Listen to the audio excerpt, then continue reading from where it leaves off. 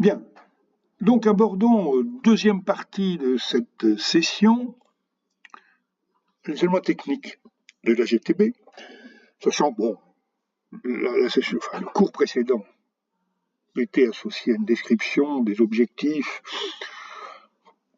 et des intérêts de la GTB ou de la GTC. Bon, on va plutôt maintenant se focaliser bien sur la GTB. Alors, les éléments techniques, on va les aborder de façon un petit peu générale, générique, dirons-nous. On va mettre en évidence les trois niveaux techniques d'une GTB. Et dans la troisième partie de cette session, on abordera la problématique, quelques exemples qui vous illustreront l'intérêt, en tout cas, ce que pourrait être d'abord l'intérêt bien sûr de la GTB, mais aussi ce que pourrait être un cahier des charges d'un dispositif de gestion technique du bâtiment. Plus tard, je vous le prévois, on essaiera de focaliser sur les protocoles de communication propres à la GTB. Ça sera donc la session 5. Et ensuite, on abordera, parce que vous allez voir qu'au fond, la GTB en elle-même ne suffit pas. Il faut que les équipements techniques que la GTB contrôle, il faut que les éléments techniques soient équipés eux-mêmes de dispositifs de contrôle et de gestion, de régulation, pourrait-on dire. Une chaudière, si vous avez une chaudière ou une pompe à chaleur, vous régulez une température, vous régulez un certain nombre de paramètres qui sont propres à la machine, qui sont maîtrisés par les constructeurs de la machine et qui ne sont pas maîtrisés par les constructeurs de la GTB. Derrière, ayant travaillé moi-même dans un fabricant de jus en génie climatique, il est clair qu'il y a un savoir-faire sur le bon fonctionnement des équipements techniques, centrale de traitement d'air, courbe de froid, pompe à chaleur, chaudière, qui est telle que des règles de fonctionnement doivent être imposées à ces équipements, des paramètres de fonctionnement, et que le lien entre GTB et ces équipements, c'est par le biais d'informations, mais d'informations qui sont acceptées par les fabricants. Donc il ne faut pas opposer, GTB ne fait pas tout, et bien sûr la régulation d'un équipement technique ne fait pas tout. Donc les deux fonctionnent ensemble, donc il y aura des sessions qui seront qui viseront à vous parler des systèmes de contrôle des équipements techniques. Bien. Alors, abordons les aspects techniques de la GTB. Comme j'ai dit, 3 niveaux. Alors, on passe du plus bas niveau, niveau 1, c'est tout simplement, ça s'appelle le terrain, si vous voulez, en fond, les équipements de terrain, donc les capteurs de mesure, les actionneurs, voire les automates de zone. Imaginons, dans un bâtiment tertiaire, étage par étage, vous avez un système de contrôle qui gère l'étage. Et bien sûr, l'ensemble des étages sont eux-mêmes contrôlés par un système centralisé. Bon. Alors, deuxième niveau 2, c'est tout ce qui est les contrôleurs des automates. C'est un système centralisé, pour une station de gestion centralisée. Et puis le niveau 3, qui est le niveau peut-être le plus éloigné du terrain, forcément, vous voyez, on passe du terrain c'est au fond tout ce qui est la vision générale du système, plus ou moins complexe, le stockage des données, c'est pour ça que j'ai mis le cloud, et puis l'analyse de ces données. D'accord ? Voilà, donc les 3 systèmes hiérarchisés, les trois niveaux qui sont hiérarchisés dans le système GTB. Alors, partons du niveau 1, les capteurs de mesure. Alors, je le dis, j'ai mis également dans le cours des éléments de mesurage, de métrologie. Bon, c'est pas l'objet du cours, de parler de métrologie, mais comme dit, la GTB touche à beaucoup des éléments, donc j'ai mis quelques cours, il n'y aura pas d'examen dessus, c'est un cours un peu facultatif sur les problèmes de mesurage, une petite vision des types de capteurs, ou plutôt capteurs avec les problématiques métrologiques, des capteurs de précision, de reproductibilité, de sensibilité, de plage de mesure. Bon, tout ça, c'est des termes de métrologue. Bon, que certains ont, certains n'ont pas. Bon, donc je vous renvoie un petit peu à ce cours de métrologie que j'ai mis facultatif, hein, pour ceux peut-être qui ont déjà cette maîtrise-là. Sinon, d'ailleurs, sur la métrologie, il y a une ETC 301, dont je m'occupe d'ailleurs, qui précisera plus les choses. Bon. Alors, les capteurs. Bon, capteur de mesure, qu'est-ce qu'on va trouver? C'est pas surpris, température, humidité. Bon, température de l'air, de l'eau, pourquoi pas.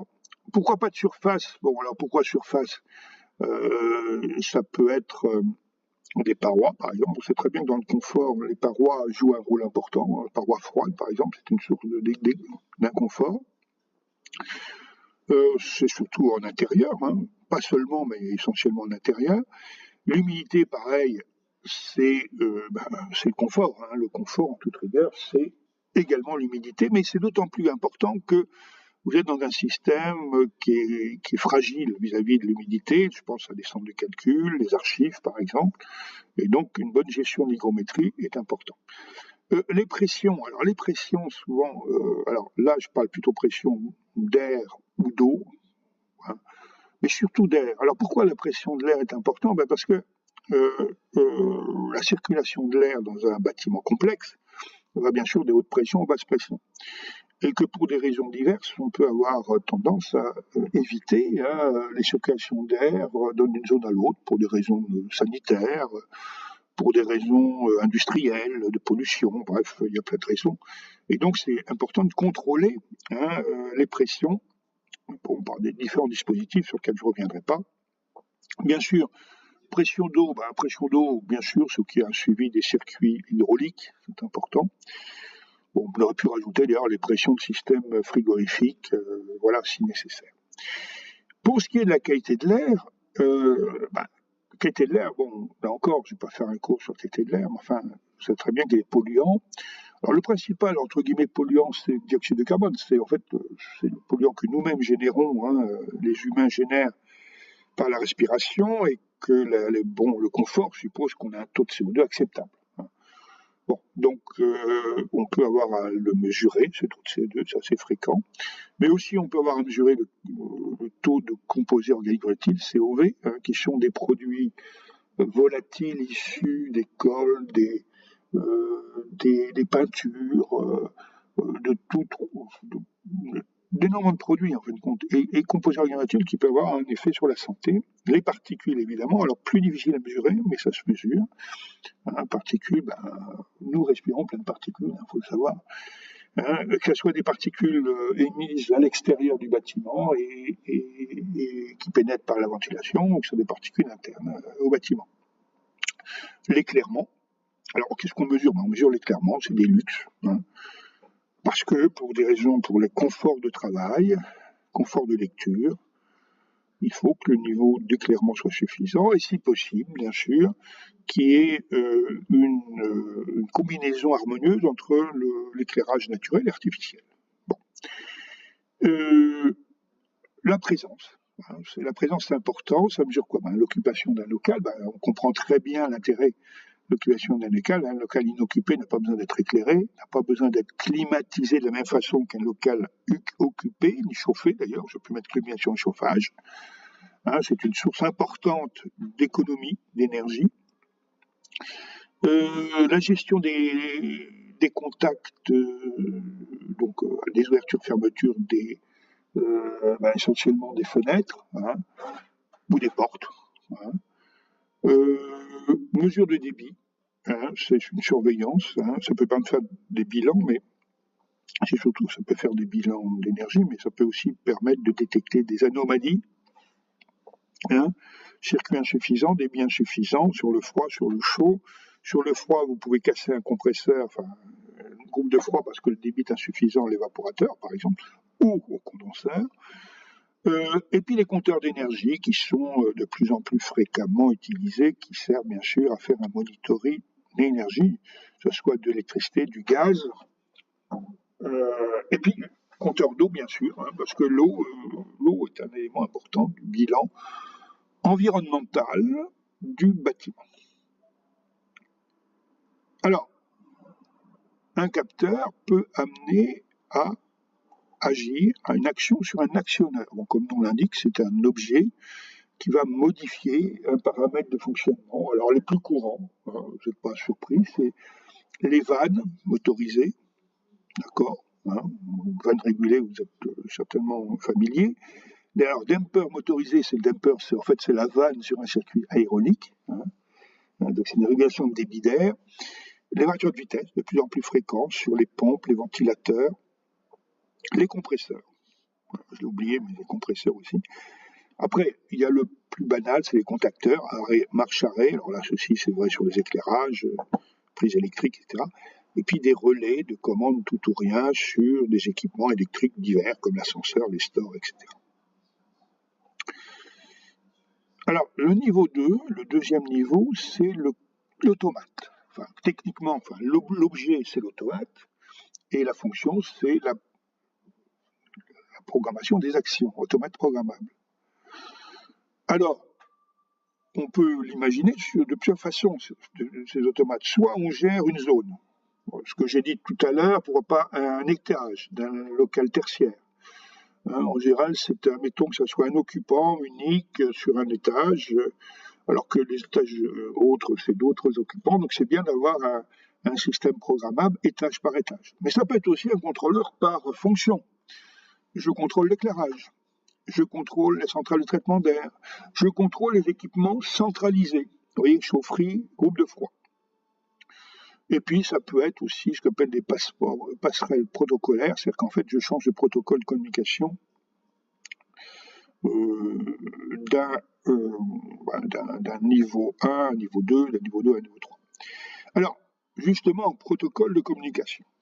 Alors il y a beaucoup de protocoles. En général, bon, c'est plutôt des protocoles ouverts, hein, c'est-à-dire des protocoles qui sont pas forcément fermés et spécifiques à un seul fournisseur. Alors, j'ai cité les principaux protocoles, BACnet, Modbus, KNX, LON, même, bon, moins connu, MQTT, etc. Bon. BACnet est quand même très largement utilisé, tout simplement parce que c'est interopérable. Et beaucoup de fournisseurs sont sur ce protocole. Le Modbus, c'est plus industriel, hein, associé souvent du comptage. KNX, c'est plus de la domotique, c'est peut-être des équipements plus petits, hein, des réseaux plus petits, GTB, hein, on appelle ça domotique. Hein. Bon, l'OWN, c'est des réseaux plus larges, des réseaux locaux plus importants. Et puis dès qu'on aborde l'IoT, on a atteint des protocoles un peu spécifiques. Alors, niveau 3, le niveau le supérieur, c'est le niveau où on gère les données, on récupère les données, on les gère. Bon, c'est des serveurs et des infrastructures associées aux serveurs. Hein, donc, c'est des serveurs de supervision. Bon, ça reçoit des données en temps réel. Il y a des stations de travail, bien sûr. Au fond, ça permet à certains opérateurs d'intervenir, hein, ou de surveiller. Après, on peut avoir des accès web distants, ça peut être aussi des serveurs backup. Bon. Et puis, on a des logiciels, hein, donc des serveurs d'un côté, des logiciels du soft donc de l'autre côté. Pour le bâtiment, on a ce qu'on est SCADA, hein, par exemple. On a des bases de données qui sont gérées, on a des moteurs d'alarme, on a des systèmes de planning hein, qui intègrent des programmations réelles.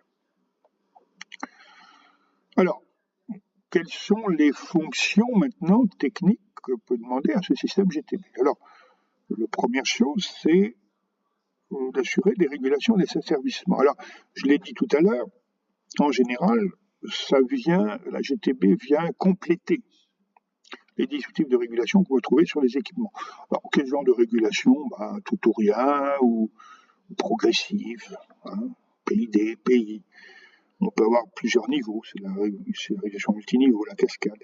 Et puis on peut avoir aussi des systèmes de régulation avec des paramètres auto-ajustables. Alors, deuxième chose, gestion énergétique. Alors, qu'est-ce que ça veut dire? Ça veut dire qu'au fond, on va essayer d'assurer des optimisations, voilà, fonctions d'optimisation pour bien sûr réduire les consommations d'énergie, et puis d'assurer des interventions spécifiques qui sont très économes en énergie, comme le free cooling. Alors le free cooling, c'est grosso modo, plutôt que de refroidir un bâtiment avec un groupe de froid, qui consomme évidemment beaucoup d'énergie, on va utiliser dans certaines conditions, à certaines périodes de l'année, l'air extérieur qui peut être bien sûr, certaines périodes plus froid, un refroidissement, souvent nocturne d'ailleurs, du bâtiment. Mais pas seulement, on peut faire du free cooling en journée, pour justement économiser les consommations d'énergie des groupes actifs. Bon. Ça peut être aussi des gestions des températures, sachant que les phases d'inoccupation des locaux peuvent demander des réductions de température, sachant qu'il n'y a aucun occupant. Ça peut être aussi pilotage des effacements d'heures de pointe. Vous savez tous qu'il y a des heures de pointe et d'heures creuses dans vos contrats de fourniture d'énergie électrique. Et donc, il peut être judicieux de gérer ces heures de pointe et d'éviter de surconsommer et même de limiter la consommation à ces périodes. On peut aussi valoriser ou piloter les systèmes de récupération d'énergie. Sont divers, sont les plus fréquents. C'est souvent sur l'air vicié, ça s'appelle le double flux. On peut valoriser l'air vicié pour préchauffer l'air neuf, par exemple, à travers des échangeurs. Et puis, bien entendu, le planning, c'est quand est-ce que j'occupe ces bâtiments, quand est-ce que je démarre l'installation. Peut-être aussi, je peux avoir des occupations variées au cours de l'année, au cours de la journée. Donc, c'est des scénarios à prendre en compte. Également, un élément très important, ce sont les alarmes et la gestion de la maintenance. Alors, les alarmes, il y a des alarmes très diverses. Ça peut être des alarmes de très grande criticité, d'autres beaucoup moins, plutôt d'information. Par exemple, j'ai pris une alarme grave. Chaudière ne marche pas en hiver, c'est une alarme grave. D'avoir des capteurs qui sont défaillants, c'est également important, il faut réagir vite.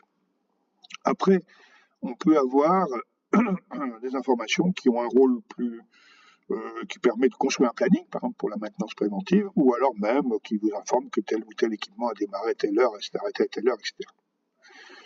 Et puis la maintenance, l'idée c'est aller sur du préventif et encore mieux sur du prédictif, c'est-à-dire faire du comptage d'heures. Ça c'est assez aisé. Ou on sait que par exemple un équipement doit être maintenu, contrôlé, mis à jour. Après, on peut avoir des choses plus sophistiquées, type analyse de vibration, qui détecte des anomalies au niveau des équipements, notamment des systèmes tournants, des pompes, des ventilateurs. C'est souvent les vibrations s'accentuent lorsqu'il y a des usures, des roulements, par exemple. Et puis, ça peut être, pourquoi pas, la dégradation des échangeurs par encrassement, peut être très bien suivi par des capteurs de température, voire de pression. Et donc ça, bien sûr, ça vous informe sur l'état des échangeurs, quels qu'ils soient, quelle que soit leur fonction. Et puis, vous pouvez sortir, bien sûr, des indicateurs de performance, qu'on appelle ça KPI en anglais, KPI, voilà, qui vous donnent des informations spécifiques ou générales sur l'installation. Bien. Alors, il est sûr qu'il faut que tout ça soit communique. Donc j'ai compris qu'il faut que la GTB, qui regroupe la gestion de la HVAC, l'éclairage, des stores, la sécurité, l'énergie, de l'eau, voire des ascenseurs si bien sûr il y en a, tout ça doit être centralisé sur le GTB, avec un protocole de communication dont on a parlé, donc le BACnet plutôt pour les CVC, le Modbus plus pour les compteurs et les équipements industriels, KNX plus pour la gestion technique des plus petites installations.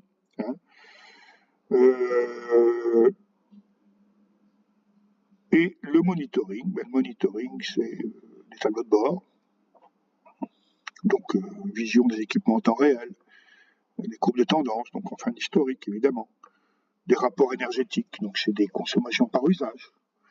Et puis, indicateur performance, bien connu, que vous connaissez certainement pour les pompes à chaleur, pour les groupes de froid, COP pour les pompes à chaleur, ER pour le groupe de froid, SCOP, c'est le COP saisonnier, hein, je ne vais pas y venir, mais qui est une information donc non seulement momentanée, mais c'est une intégration d'informations sur une période plus ou moins longue. Bon, saisonnière, normalement sur une saison. Et puis, vous avez des indicateurs performance technique, j'ai parlé de COP, de consommation énergétique ramenée à la surface surveillée du bâtiment, hein, et puis pourquoi pas des taux de fonctionnement des équipements. Les états de confort, bien sûr. Alors le confort, qu'est-ce que c'est? C'est la température, bien sûr, c'est l'humidité, c'est le niveau de CO2. D'accord, c'est important. Et puis sur les informations maintenance, c'est ce qu'on appelle pour ceux qui font un peu de maintenance, les temps moyens de bon fonctionnement, MTBF. C'est le temps moyen entre deux pannes. Hein. Bon. Hein. Bon. Et puis, ces pannes, quand il y a panne, il y a besoin d'intervention, et il y a ce qu'on appelle le mean time to repair, le temps moyen de réparation. Ce qui vous donne d'ailleurs un taux de disponibilité des équipements qui est bon de surveiller, voire d'améliorer, évidemment. Et ça suppose une action qui est prise qui rentre plutôt maintenant dans les travaux de maintenance, hein, le rôle de la GTB, c'est de vous donner ces indicateurs et de vous permettre d'agir. Donc voilà un petit peu pour cette vision, pour l'instant assez générale, d'une GTB, d'accord? Et je propose maintenant de prendre deux exemples particuliers pour un peu l'illustrer, illustrer tout cela.